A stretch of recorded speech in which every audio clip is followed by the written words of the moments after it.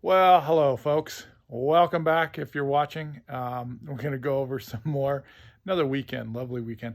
Might be the last. I might be able to do one more, doing some cutting videos, but trying out a 372 cylinder and that kind of stuff. So, but anyways, I'm going to do some failure analyses here with this, which is interesting. Of course, one's going to be a cheap cylinder off of a 372 that I had out in the field working. And the next one is going to go back to that 390 that the previous post on. Thank you, Kenny, the guitar player. I think that's his title he goes by. Anyways, thank you for commenting and catching that lower ring, seeing how it spun on there, and then got me to looking at the piston a little closer, and I'll show you what it is. And this was a highway kit, by the way. So I've had a couple highway kits go down on me. So I'm not sure. I mean, I really like the finish quality. Highway looks beautiful. If you're gonna go port it, it's going to be hard plating, easy to chip, right? Just keep that in mind, that there's easy chipping on that, kind of like the Meteor. They're both like hard plating, and so when you get in there, it chips really easily. So anyways, I'm going to flip you around. We're going to look at some of these things. Go to the 390 first here, and then we'll go to the 372 that I have here on my turdy bench again. Of course, king of the turd saws here, or home of the junk. Anyways, here you go. So what we seen on here on this is that bottom ring had spun, and so the end of it, and thanks, Kenny, for catching that, is it spun and it was showing over here on this side where my finger's at the top. Busted this piston out. But anyways, so I was wondering, why did it spin? And you can see the top one there, ring is still in there, but the pin either sunk in or sheared off, which is amazing, right? So that's what caused this 390 actually to spin a ring and catch it and bust the top of this off. Absolutely phenomenal what this did. So I don't know, like I said, I like the fit and finish quality of Meteor. I mean, they look fabulous right from the get-go. Maybe that's what the advantage is that you just put these things on, you don't port them, and you run with them, full replacement. You can kind of look inside here, and you can kind of see that there is no holes coming in on the other side to where that pin fell off. So, faulty product in there is that pin broke off or sunk in further. Not sure which one it is because it's like flush in there, and so it got that to spinning. So that's the absolute cause, 100% on that figure.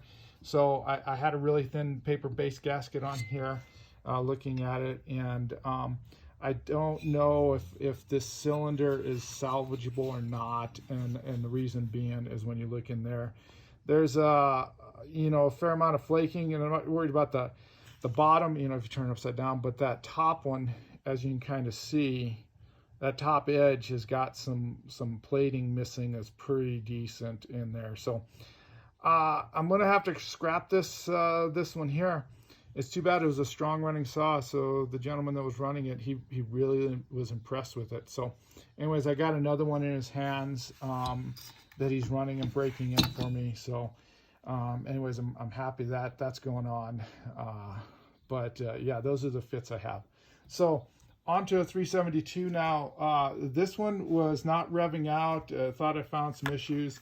Here's the piston. It only had 15 tanks of fuel in it. If we're looking at it, oops. Oh, maybe my camera's all sideways.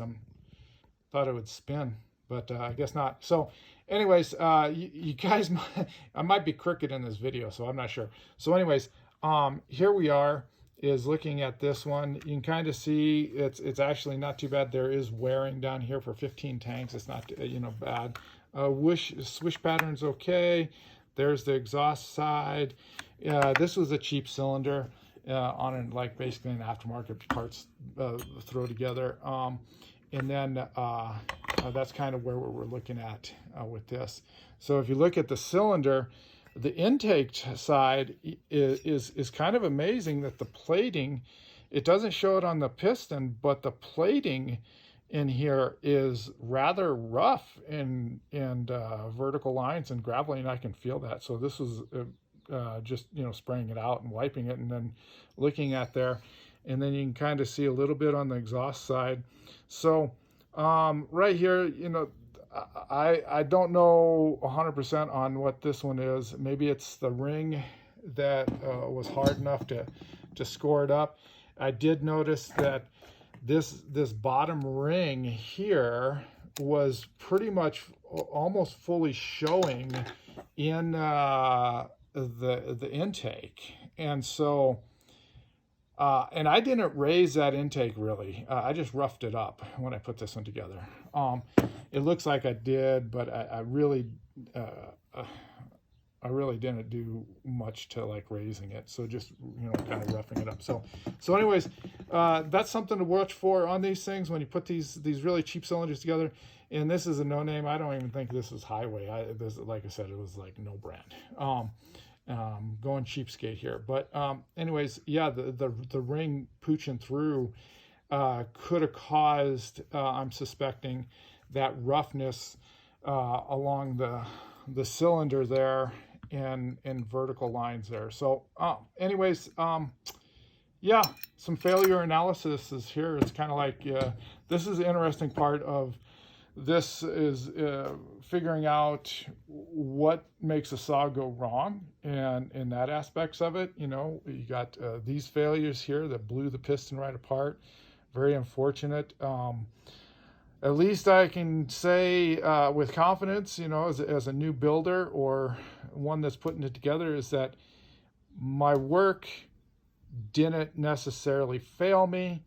It was the parts that was manufactured. So you can only do so much with the parts, right? Unless you're going OEM, and even OEM, you have sometimes some failures. So anyways, those are some kind of things that I picked up on as a fairly young builder here, trying to teach himself what's going on with saw building, and then kind of modding them up to have just good work saws, right? I'm not a racer, so I'm not even close to that. I watch some things, get a lot of ideas floating in my head, and yeah, we're gonna go with that from there. So this one here, this 372, I'm gonna start getting it back together. I know I told you guys that I had two of these Warhawk cylinders here that were identical.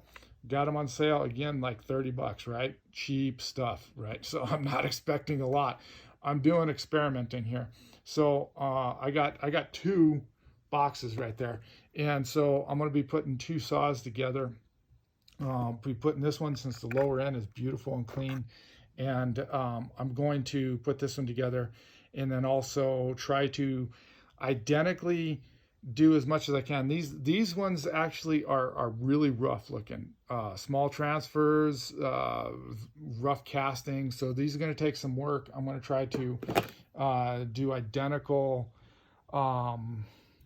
work to each cylinder and get identical numbers. And then what I was going to do is take the piston off of here and dimple the top piston, give it that golf ball look, right?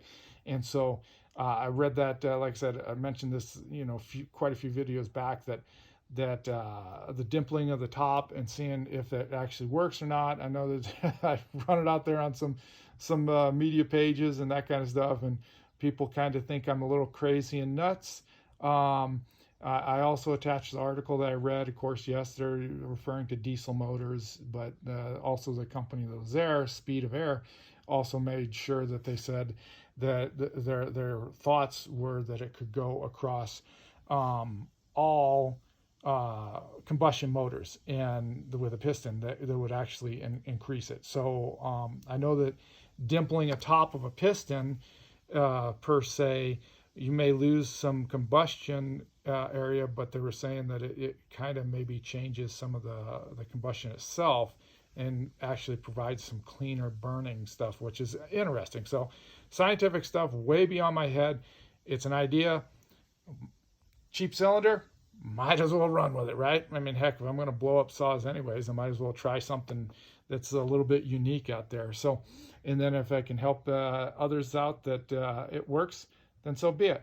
Hey, we're already over 10 minutes into this. I appreciate watching, seeing the failure analysis and then what's rattling, the loose marbles that rattle around in my head here.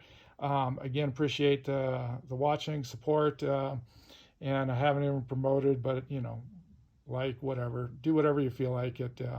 Comment though, please run a comment. I'll try to answer it as best as possible, and we'll go from there. Appreciate it. Have a wonderful day. Bye.